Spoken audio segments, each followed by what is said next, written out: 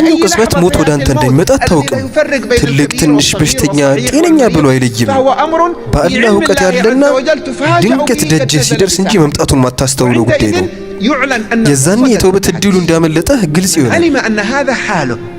ሁኔታው ይህ እንደሆነ ያወቀ ይህንን በማወቁ ምክንያት የጸጸት ስሜት ውስጥ አይገባም እንዴ?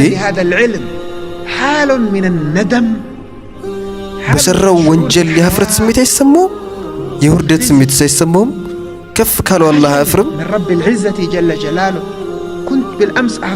ትላንት ወንጀል ሰራ ጌታዬ እየተመለከተ ነበር።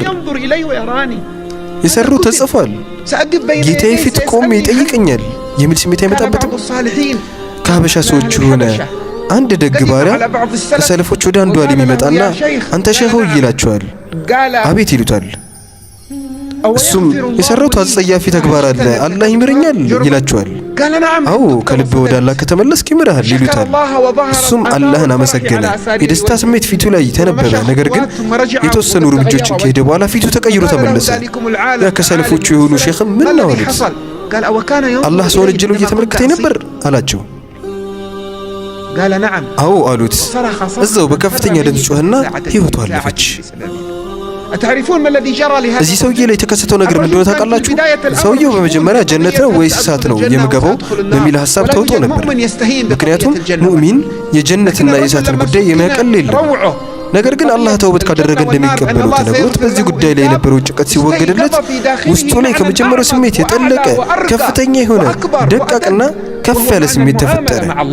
እርሱም ከአላህ ጋር ባለ ግንኙነት የተያያዘ ስሜት ነው። ይህን ነገር ስሰራ አላህ እያየ ነበር።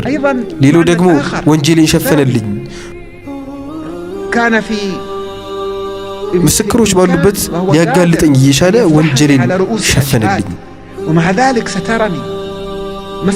ሌላው ጉዳይ ደግሞ ጸጋዎችን በመስጠት አላቆመም። እናትና አባት እንኳን አባትና እናት ሆነው ልጅ በእንቢተኝነት ባለመታዘዝና በወንጀል ላይ ሲቀጥል አባትህ አይደለሁም እናትህ አይደለሁም የሚሉበት ጊዜ ይመጣል። የገዛውልህን መኪና አምጣ አንተ ተገቢ አይደለም ለዚህ ይሉታል። የሰጡት የነበረን ጸጋ ይቀሙታል።